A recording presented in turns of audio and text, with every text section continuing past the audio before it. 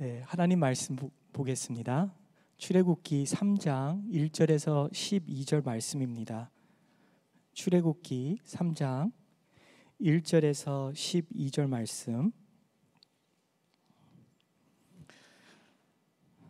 모세가 그의 장인 미디안 제사장 이드로의 양떼를 치더니 그 떼를 광야 서쪽으로 인도하여 하나님의 산 호렙에 이르매 여호와의 사자가 떨기나무 가운데로부터 나오는 불꽃 안에서 그에게 나타나시니라. 그가 보니 떨기나무에 불이 붙었으나 그 떨기나무가 사라지지 아니하는지라. 이에 모세가 이르되 내가 돌이켜 가서 이 큰 광경을 보리라.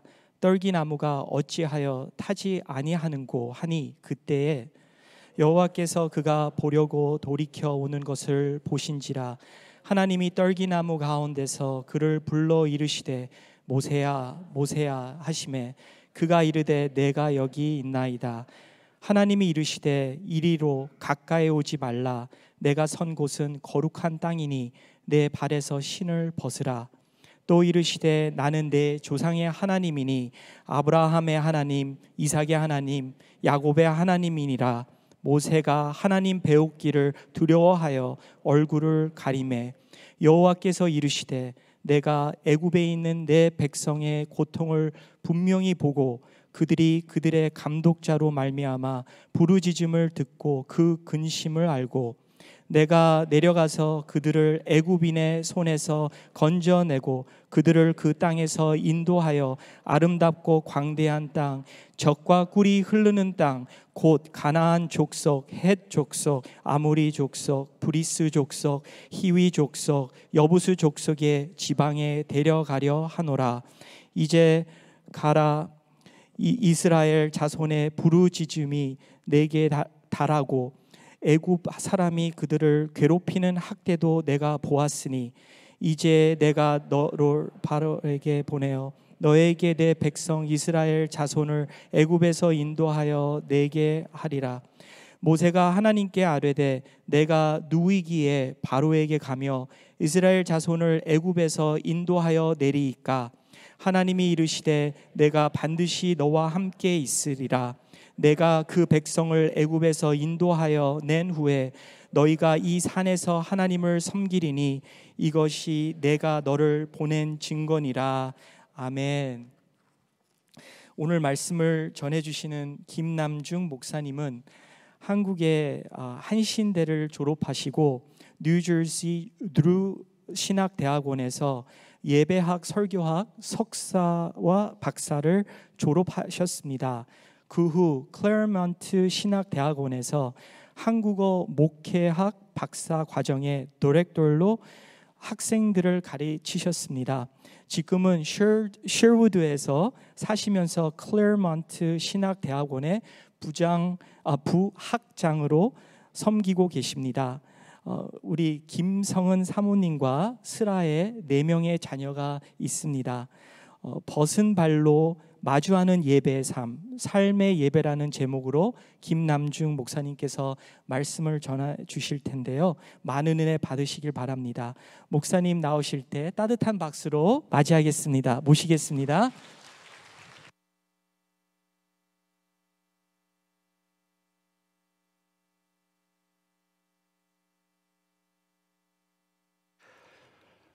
참 좋으신 우리 주님의 은총과 평강이 베델 장로교회 교우 여러분들과 함께 하시기를 빕니다.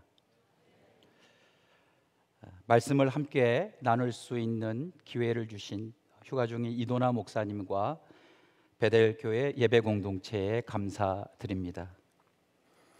오늘 본문 3장 2절과 3절을 보면 80의 노년이 된 모세가 양떼를 치는 목자가 되어 평소에 지나다니던 호렙산 광야의 어느 길목에서 채로 변하지 않고 오랫동안 불에 타고 있는 떨기나무를 보았습니다. 참으로 낯선 광경이었습니다. 보통 건기에 바짝 마른 떨기나무가 뜨거운 태양열의 영향을 받으면 순식간에 불이 확 붙었다가 이내 순식간에 불이 확 사그러드는 것이 자연스러운 현상인데 참 이게 사그러들지를 않는 겁니다. 불이. 이 놀라운 광경을 모세가 목격하였고 그곳에서 매혹적인 하나님의 거룩하신 임재를 경험하게 되었다. 이것이 오늘 본문의 배경입니다. 주님의 천사는 모세에게 현재 그가 서 있는 자리, 바로 그 땅이 거룩한 땅이니 모세에게 그대의 발에서 신을 벗으라고 합니다. 벗은 발로 마주하라는 것입니다.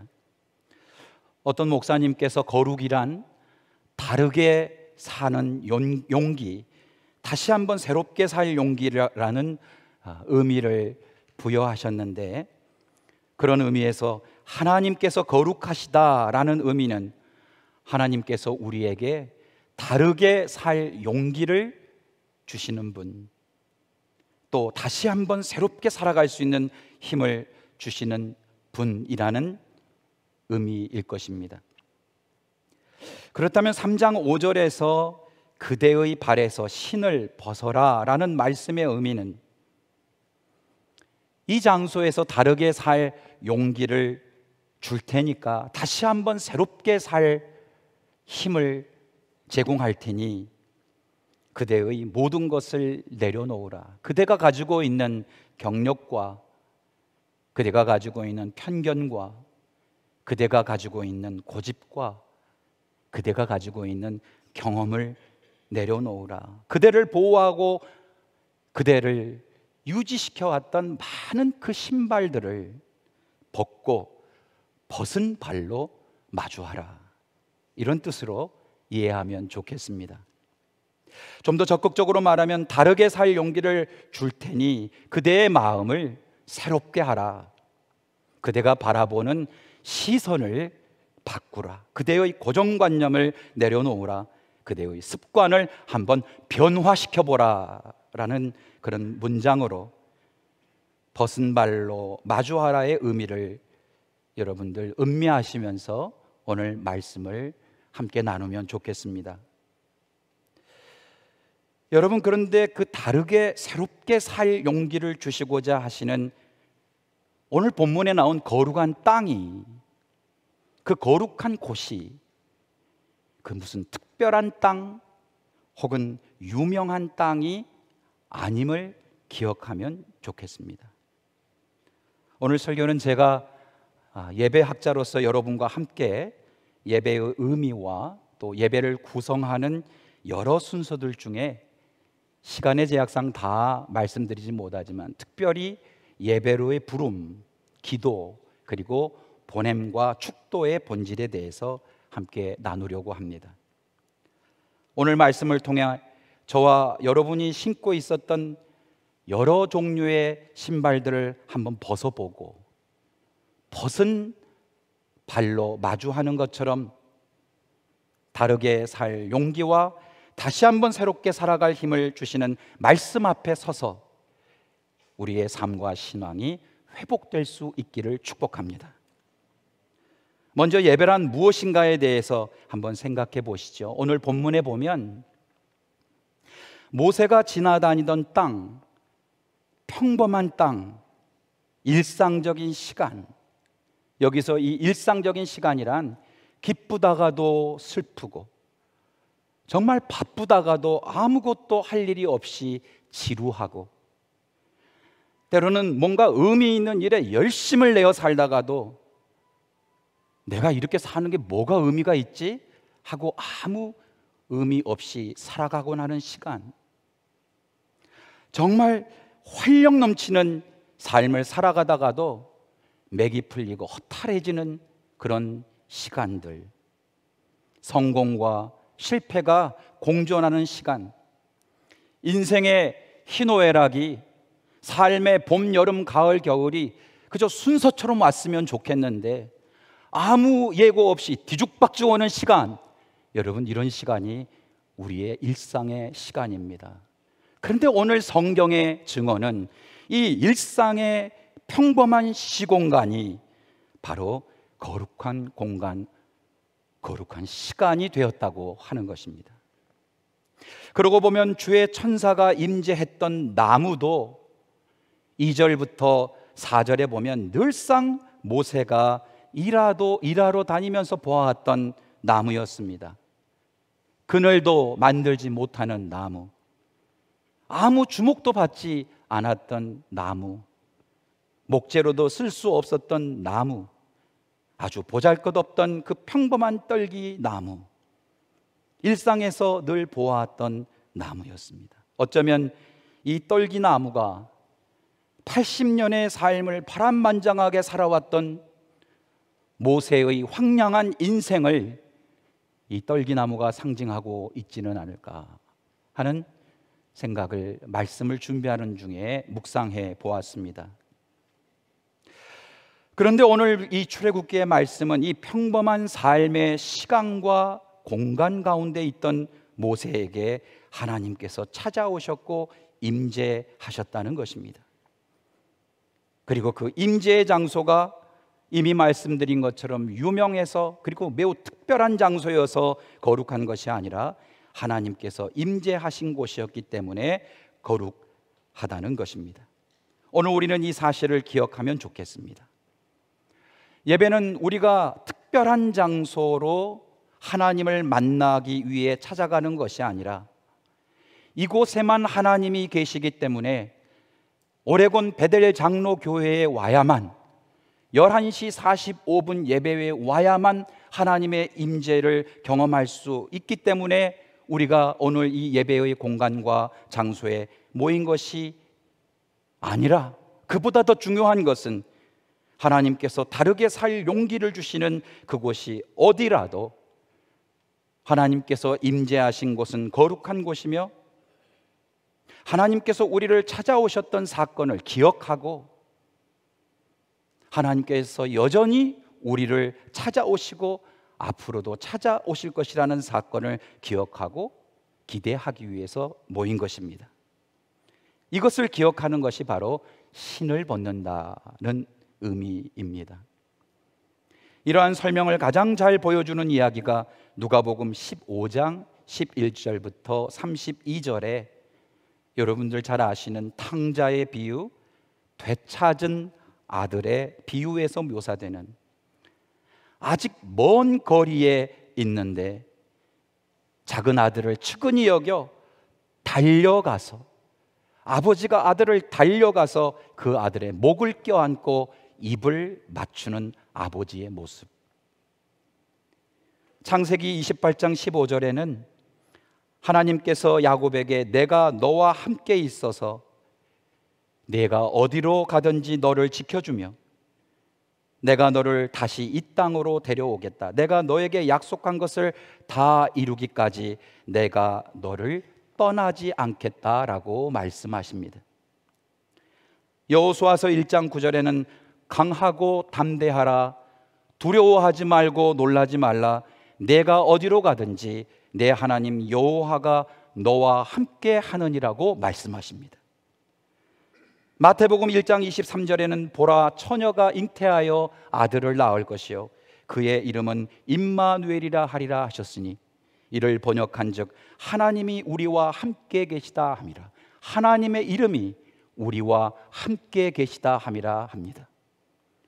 마태복음 28장 19절에서 20절은 그러므로 너희는 가서 모든 족속으로 제자를 삼아 아버지와 아들과 성령의 이름으로 세례를 주고 내가 너희에게 분부한 모든 것을 가르쳐 지키게 하라. 볼지어다 내가 세상 끝날까지 너희와 항상 함께 있으리라 하시니라. 오늘 우리가 읽은 출애굽기 3장 12절도 마찬가지입니다. 내가 반드시 너와 함께 있으리라. 할렐루야. 내가 반드시 너와 함께 있으리라.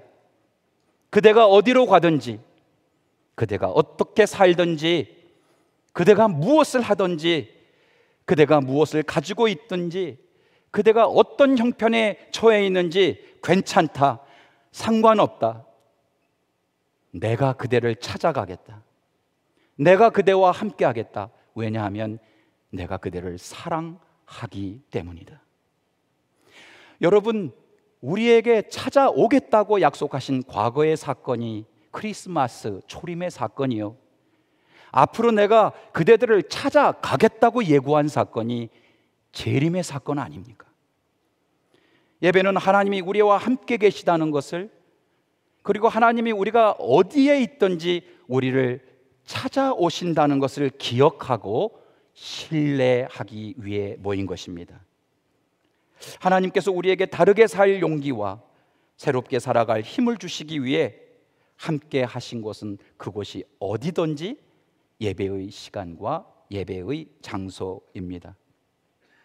그러므로 하나님을 믿는 사람은 과거에 대해서, 현재에 대해서, 그리고 미래에 대해서 부정적인 사람이 될 수 없습니다. 하나님을 믿는 예배 공동체는 부정적인 교회가 될 수 없습니다. 하나님께서 우리와 함께 하심을 경험하는 사람은 하나님이 언제나 내가 있는 곳으로 찾아오신다는 것을 신뢰하는 사람들은 늘 어려운 환경 속에서도 긍정적이고 낙관적으로 살아갑니다. 사람들에게 친절하며 끊임없이 타인에게 기회를 제공하고 변화를 거절하지 않고 기대합니다. 이처럼 예배는 우리의 평범한 삶과 떨어질 수 없습니다. 어떻게 삶을 살아야 할까? 지금 이 순간에 무엇을 선택해야 할까? 내가 이제 어떻게 다음 삶을 살아가야 할까 할 때 우리의 삶에 교훈을 주는 것이 바로 예배라는 말씀입니다. 그것을 다시 기억해내기 위해서 우리의 삶을 어떻게 다시 한번 살아가야 할까를 끊임없이 우리의 삶에서 기억해내기 위해서 오늘 저와 여러분은 이곳에 모인 것입니다. 그래서 저는 오늘 설교의 제목을 벗은 발로 마주하는 예배의 삶, 삶의 예배라고 했는데, 혹시 여러분 중에 저에게 부제목도 있느냐고 물어보신다면 저는 오늘 부제목을 예배를 펼치면 삶이고 삶을 접으면 예배라고 말씀드리고 싶습니다. 오늘 읽은 3장 4절의 말씀입니다. 여호와께서 그가 보려고 돌이켜 오는 것을 보신지라 하나님이 떨기나무 가운데서 그를 불러 이르시되 모세야 모세야 하시매 그가 이르시되 내가 여기 있나이다. 모세야 모세야 부르시고 내가 여기 있나이다 하고 응답합니다. 예배의 순서 중에 예배의 부름이라고 있습니다. 베델의 예배에는 이 예배의 부름을 경배와 찬양으로 대체하고 있는데, 이 예배의 부름은 우리가 예배의 자리로 초대받았다는 것을 의미합니다. 저는 이 부분을 확장하여 예배의 부름에 더하여 삶으로 부르심이라고 말씀드리고 싶습니다. 개인적으로 저는 성공회 예배를 경험해 본 적이 있는데, 11시 예배가 됐는데 예배 회중들이 아무도 교회 예배당 안으로 들어가지 않고 마당 밖에 서 있는 거예요. 적지 않은 규모였습니다. 그래서 저도 물어보지 않고 그저 마당 밖에 서서 같이 예배 참여자들과 함께 서 있는데 11시가 되니까 동서남북에 예배당 문이 열리면서 그 안에서 성부, 성자, 성령의 하나님의 음성처럼 종이 3번 울리더니 예배의 회중들이 모두 다 그 예배당 안으로 들어갈 때 아무도 저에게 그것이 무엇을 의미하는지를 설명해 주지 않았지만 저는 이미 제 코끝이 찡해지고 가슴이 떨리는 경험을 하게 되었습니다. 하나님이 부르시지 않았다면 내가 걸어갈 수 없었구나. 부르신 분이 있었구나. 예배로만 부른 것이 아니라 나를 나의 삶으로 초대해 주신 분이 계셨구나 하는 뭉클함이었습니다.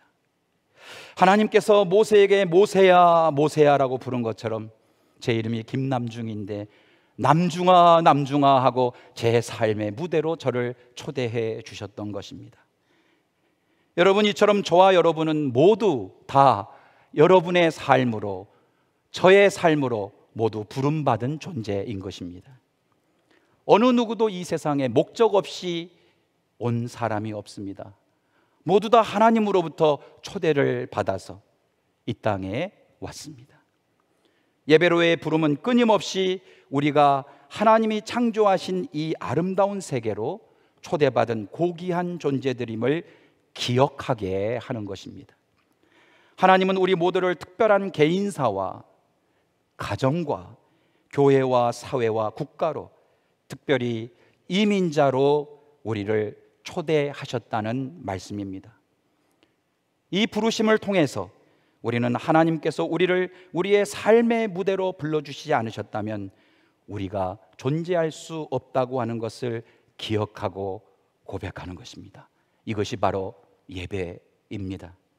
우리가 기억하며 살아야 할 하나님의 뜻, 그것은 우리가 서로 사랑하며 살아가는 것입니다. 우리가 서로를 격려하며 살아가는 것입니다. 우리가 서로에게 힘을 불어넣어주고 축복하며 살아가는 것입니다. 그러한 삶이 바로 예배의 응답이라고 할 수 있겠습니다. 이처럼 하나님의 자녀로서 살겠다고 고백하고 기억하며 응답하는 시간이 바로 예배로의 부름, 그리고 경배의 찬양입니다. 예배와 삶에는 반드시 하나님의 이러한 부르심에 대한 응답이 있어야 하는 것입니다. 응답이 있는 예배, 응답이 있는 삶이어야 한다는 것입니다. 바로 그 응답이 서로 사랑하는 것임을 우리가 기억하는 오늘 이 시간이 되기를 바랍니다. 바로 이 실천이 벗은 발로 마주하는 예배의 삶의 예배의 의미와 서로 연결되어 있음을 우리 함께 기억하면 좋겠습니다. 예배의 순서 중에 기도에 대해 잠시 나누겠습니다. 베델교회의 예배 순서지에 보면 기도의 다양한 형식과 형태들이 나오는데 회중이 함께 하는 기도가 있었습니다. 또 회중을 대표하는 기도가 있었습니다. 중보의 기도가 있고 헌금 기도가 있고 또 축복의 기도가 있을 것입니다. 오늘 우리가 읽은 출애굽기 3장 7절에 보면 하나님께서 나의 백성이 고통받는 것을 분명히 똑똑히 보았다고 하십니다. 히브리인들의 부르짖는 소리를 기도로 들었다고 하십니다. 그들의 근심과 고난을 분명히 안다고 하십니다. 이처럼 하나님은 몸과 마음이 연약한 사람들의 삶의 고통을 보시는 인격적인 분입니다. 여러분, 하나님은 우리의 고통과 고난을 기도로 들으시는 분이십니다. 경제적으로 어려운 이들, 외로운 이들의 부르짖는 소리를 들으시고 우리의 다양한 형편들을 아시는 분이십니다. 우리가 어떤 일로 인해 신음하고 고통스러운 부르짖음을 한숨을 내쉴 때에도 하나님은 그것을 우리의 기도로 들어주시는 분이십니다. 하나님은 우리의 애통해하며 흐느끼는 참회의 기도를 들어주시고 우리가 드리는 세상과 이웃을 위한 중보의 기도를 기특해 하십니다. 우리가 드리는 모든 헌신과 헌금의 기도, 감사와 찬양의 기도를 들으시고 대견해 하시는 분이십니다. 특별히 오늘 본문의 기도는 시간과 연결되어 있는데, 여러분, 초대교회는 유대 기도 전통에 따라 하루에 3번 기도하도록 가르쳤습니다. 초대교회의 문서인 디다케로부터 여러 가지의 초대교회의 문서를 보면 하루에 규칙적으로 3번을 기도하도록 교인들에게 가르쳤습니다. 그 첫 번째 시간이 오전 6시, 그리고 오전 9시, 그리고 정오 12시. 6세기 초에 초대교회에 매일 공중 기도서가 발간되면서 기독교인들에게 7번의 기도를 하루에 드리도록 그렇게 권면했습니다. 방금 말씀드린 이 3번의 기도 외에 정오 12시 이후 3시간을 단위로 오후 3시에 4번째, 오후 6시, 저녁 6시에 5번째, 그리고 저녁 9시에 6번째, 그리고 마지막 7번째 기도를 잠자고 일어나자마자, 기록에는 해 뜨자마자로 돼 있는데 일어나자마자 7번 기도할 수 있도록 그렇게 권면했습니다. 이와 같이 매일 공중 기도는 하루라는 시간을 삶의 예배로 드리도록 합니다. 바쁜 세상 속에서의 기도는 그것이 3번이든 7번이든 우리 주님이 시간의 주인이라는 것을 기억하는 것입니다.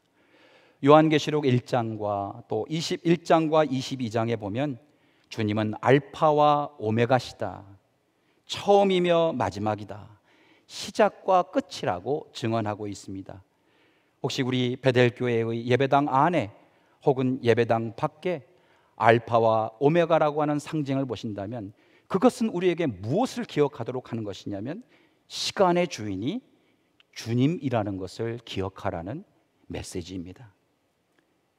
여러분, 기도의 시간에 대해서 좀 더 생각해 보시죠. 첫째, 시간은 누구에게나 24시간씩 공평하게 주시는 하나님의 은총의 선물입니다.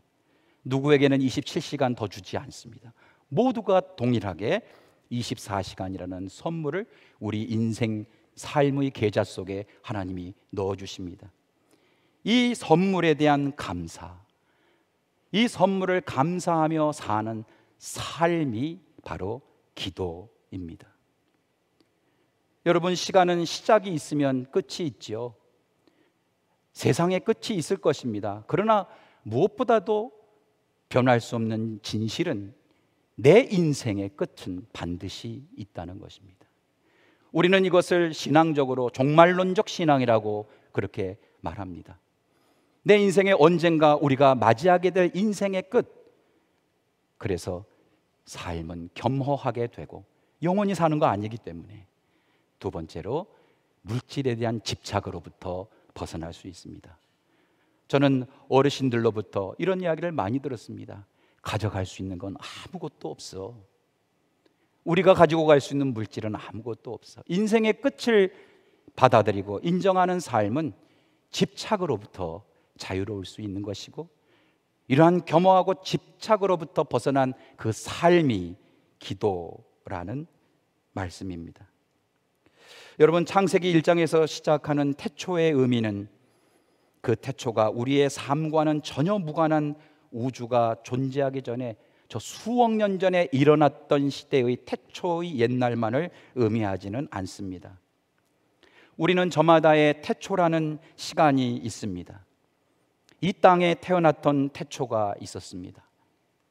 처음으로 부모님의 얼굴을 대면했던 태초가 있었습니다. 친구를 처음으로 사귀기 시작했던 태초도 있었습니다. 사랑을 시작했던 태초가 있었습니다. 배우자를 만나 새로운 인생을 출발했던 태초가 있었습니다. 우리 모두 고국을 떠나 미국으로 이민을 왔던 태초도 있습니다. 직장을 시작했던 태초, 새로운 사업을 시작했던 태초, 자녀를 가졌던 태초, 은퇴가 시작된 태초, 다양한 태초들이 우리 모두의 각자의 삶에서 있습니다. 앞으로 우리 인생의 무대를 퇴장하여 하나님을 대면하게 될 태초도 있을 것입니다. 그러므로 태초의 사건은 과거만을 의미하는 것이 아니라 계속 우리의 삶 속에서 일어나고 있는 사건입니다. 다시 말하면 창세기 1장 1절에서 말하고자 하는 태초라는 시간은 이 세상에 있는 그 어떠한 시작도, 그 어떠한 시간도 하나님과 무관한 것이 없다는 데에 있는 것입니다. 하나님께서 함께 하신 시간, 우리가 시작한 그 어떠한 시간에도 하나님이 우리와 함께 하신다는 것입니다. 그런 의미에서 오늘 우리가 드리는 이 예배의 시간도 조금 전에 우리 목사님께서 오늘 예배를 마지막처럼 생각해 보자 그랬는데 참 중요한 의미인 것 같습니다. 오늘 이 예배는 우리에게 우리 인생에 단 한 번 주어지는 2024년 8월 11일이라는 태초의 사건인 것입니다. 그리고 우리에게 또한 마지막이 될 수도 있겠죠. 여러분, 이처럼 시간에 대한 깊은 이해와 묵상을 통해서 우리가 생각하고 있는 시간에 대한 기계적이고 과학적인 시간으로부터의 관점을 좀 달리해서 생각해 볼 수 있는 이런 시간이 벗은 발로 마주하는 예배의 삶, 삶의 예배를 음미하는 또 다른 의미라고 할 수 있겠습니다. 마지막으로 살펴보고 싶은 예배의 순서는 오늘 우리가 읽은 3장 10절의 말씀입니다. 예배의 순서로 따지면 보냄과 축도에 해당합니다. 3장 10절의 말씀은 이렇게 됩니다. 이제 내가 너를 바로에게 보내어 너에게 내 백성 이스라엘 자손을 애굽에서 인도하여 내게 하리라.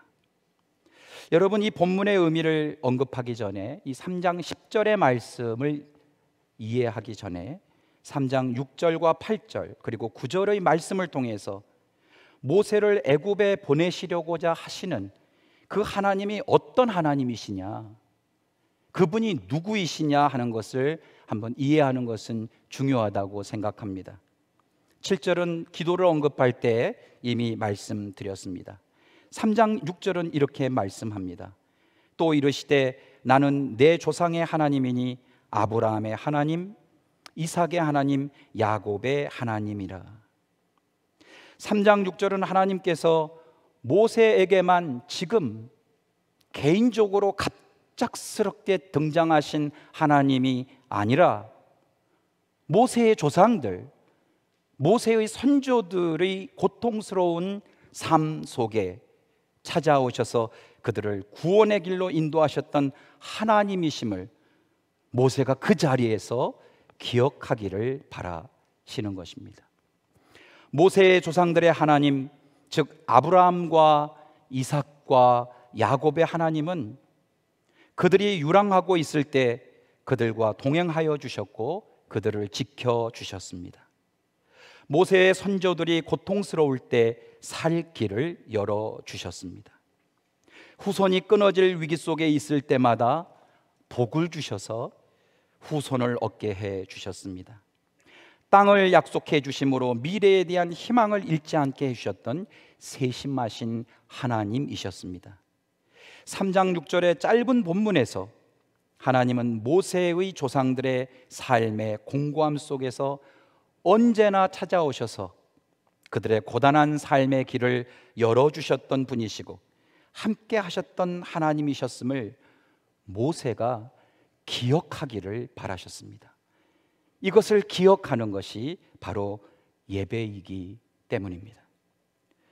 3장 8절과 9절에 보면 하나님께서는 하늘 위에 홀로 머물러 계시는 분이 아니라 세상 일이 무슨 일이 벌어지든 간에 그것을 구경하고 그것을 목격하고만 있는 분이 아니라 연약한 인간사 속에서 벌어지고 있는 일들에 마음 아파하시면서 세심한 관심을 갖고 인간의 고통에 공감하시고 그것 때문에 내가 위에 있으면 안 되겠다, 내가 아래로 내려가야 되겠다, 내려오고 싶어 하시는, 땅에서 부르짖는 아픔과 신음과 고통을 기도로 들으시고 마음 아파하시는 분, 바로 그분이 여러분 하나님이십니다.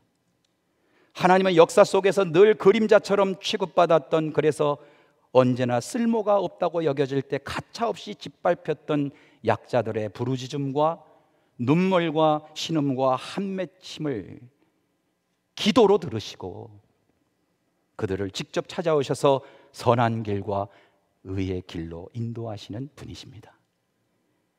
다음 주일은 광복절 기념주일로 알고 있습니다. 지난 1945년 8월 15일 대한민국의 전신인 대한제국이 일본 제국으로부터 36년 만에 해방된 광복절도 우리 민족의 부르짖음과 아픔과 고난과 고통과 눈물과 신음과 한맺힘, 간절한 독립의 열망과 소망을 기도로 들어주시고 자비하신 우리 주님께서 광복절로 응답해 주셨다고 믿습니다. 여러분, 이것이 오늘 출애굽기 3장 6절과 8절과 9절을 통해서 우리가 현재 이곳에서 기억하기를 원하시는 하나님에 관한 이야기입니다. 하나님의 하나님 되심과 하나님의 성품에 대한 이야기를 기억하라. 우리의 하나님이 이런 하나님이시구나 알 때에 비로소 3장 10절의 보냄과 축도의 말씀이 이해가 될 수 있는 것입니다. 여러분, 예배의 목적은 하나님께서 우리를 여기에 묶어두시려고 하시는 것이 아니라 우리를 결국 보내시기 위해서 우리를 불러 모아 주신 것입니다. 여러분, 예배의 장소는 주유소와 같습니다. 말씀의 가스를 여기서 가득 채우시기 바랍니다. 예배 안에서 은혜와 은총으로 여러분의 삶의 가스를 필로 채우시기 바랍니다. 왜냐하면 여러분이 살아내어야 할 삶의 예배는 여러분 각자의 삶의 자리이기 때문입니다. 그것으로 보내시기 위해서 오늘 하나님께서 저와 여러분을 이곳에 모이게 해 주신 것입니다. 3장 10절 다시 한번 읽어볼게요. 이제 내가 너를 바로에게 보내어 너에게 내 백성 이스라엘 자손을 애굽에서 인도하여 내게 하리라. 인도하여 내게 하리라. 여러분, 하나님 스스로 모든 것을 할 수 있는 분이시지요. 그러나 하나님은 모세와 더불어 지금은 우리와 더불어 당신의 구원 역사를 함께 이루시기를 원하십니다. 세상 창조는 세 분 하나님께서 함께 하셨습니다. 그러나 이 세상을 구원하고 이 세상을 살리고 보살피고 돌보는 모든 일은 하나님께서 우리와 함께 하시기를 원하십니다. 전쟁으로 얼룩진 세상을, 길을 잃어버린 교회를, 깨진 가정을, 여러 재회로 상처받은 사람들을 하나님께서는 우리와 함께 싸매어 치유하시기를 원하십니다. 여러 가지 사정으로 인해 고통당하는 사람들을 하나님께서는 우리와 함께 도와주기를 원하십니다. 이 일을 위해서 우리를 우리의 삶의 자리로 보내시며 축복하시는 것입니다. 여러분, 이런 하나님의 보내심은 단호한 의지와 명령일 수 있습니다. 제가 마지막 부분에는 좀 목소리가 강해지는 것을 느끼실 수 있을 텐데, 어쩌면 이 문장에 나와 있는 내용을 여러분들에게 좀 더 살려내게 하기 위해서입니다. 오늘 내가 너를 바로에게 보내겠다. 이것은 강력한 하나님의 의지와 혹은 명령이라고 할 수 있겠습니다. 내가 그대를 통해서 저 애굽에서 나의 백성들을 인도하여 내겠다 라고 하는 것도 하나님의 강력한 의지와 명령이라고 할 수 있겠습니다. 왜 하나님이 이렇게 단호한 의지와 명령을 하시냐면, 이상하게 우리는 스스로 자발적으로 이런 것들을 기꺼이 하겠다고 하는데 좀 거리끼기 때문인 것 같습니다. 오늘 읽은 3장 11절에도 모세가 말하기를, 제가 뭐라고 감히 바로에게 가서, 내가 누구라고 바로에게 가며, 내가 누구라고 이스라엘 자손을 애굽에서 인도하여 내리까, 이렇게 반문하면서 하나님의 단호한 의지와 명령에 거부감을 드러내고 있거든요. 출애굽기 4장 10절의 본문에 보면 좀 더 구체적으로 모세가 얘기하는데, 하나님, 제가 말재주가 없습니다. 제가 입이 둔하고 혀가 무딘 사람입니다. 이렇게 내가 자격이 없는 사람이라고 하나님 앞에 거절하고 있습니다. 그런데 여러 가지 이유를 들어서 그렇게 못하겠다고 사양하고 거절해도 하나님께서 오늘 출애굽기 전체를 보면, 그래, 그러면 빼주지 뭐, 이렇게 이야기가 전개되지 않고 끝끝내 하나님이 모세를 붙잡고 가시는 모습을 보는데, 그것은 그대는 할 수 없지만, 그대는 못하겠다고, 자격이 없다고 말하겠지만 3장 12절에 보면 내가 그대와 반드시 함께 할 것이야, 내가 반드시 그대와 함께 할 것이야 라고 다르게 살 용기와 다시 한번 새롭게 살 힘을 불어 넣어 주십니다. 저는 이것 때문에 안 되고, 저는 이것 때문에 안 되고, 저는 이것 때문에 안 되고 했던 그 많은 변명의 신들을 벗고 그냥 벗은 발로, 그냥 떨기나무처럼 하나님의 말씀 앞에 마주하라는 것이죠. 오늘 우리가 읽은 마지막 절인 출애굽기 3장 12절 말씀을 보십시오. 하나님이 대답하셨다. 내가 반드시 너와 함께 있으리라. 어쩌면 오늘 예배의 이 전체의 설교의 중요한 주제는 내가 반드시 너와 그대와 함께 있으리라 하는 이 말씀이라고 생각합니다. 이것을 기억하는 그림 언어가 바로 신발의 이미지와는 대조가 되는 오늘 본문에 나오는 불에 타고 있는 떨기 나무의 이미지입니다. 여러분 스크린에는 없지만 각자 마음으로 혹은 여러분의 머릿속으로 불에 활활 타오르고 있는 떨기 나무를 한번 연상해 보시기 바랍니다. 이 불에 타고 있는 떨기 나무 이미지가 반드시 내가 너와 함께 있으리라를 가장 잘 표현해 주는 이미지이기 때문입니다. 오늘 본문에 등장하는 떨기 나무는 보잘것 없습니다. 애굽 왕은 태양신의 아들이라고 합니다.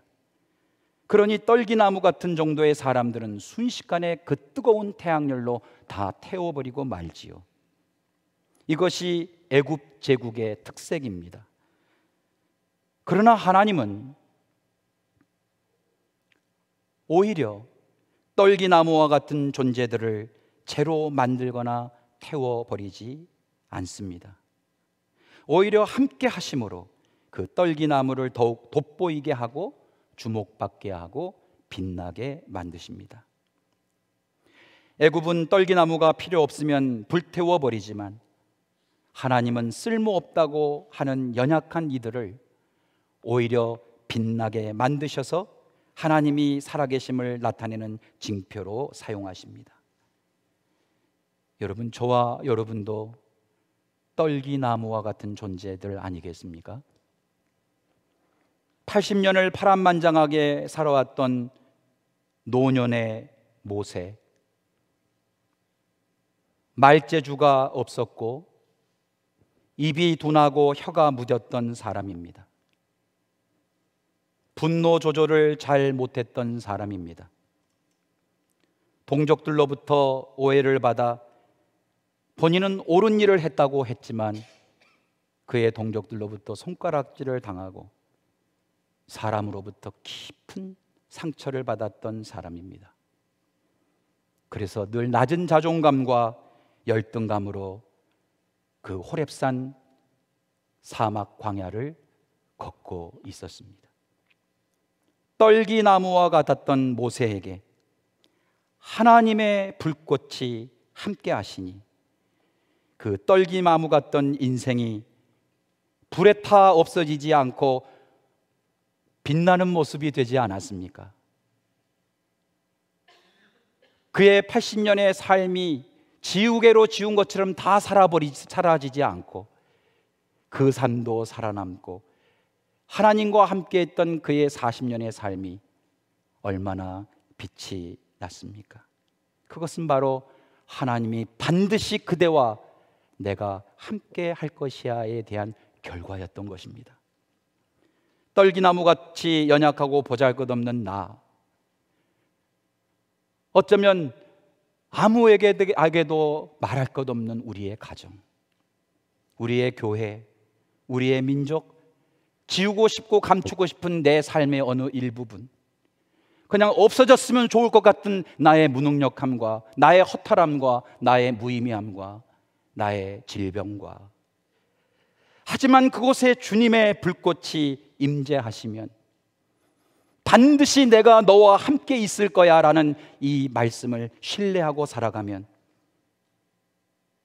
우리의 삶도 지난날 저 모세의 하나님과 함께 했던 그 찬란했던 인생처럼 우리의 삶도 그렇게 빛나지 않을까요?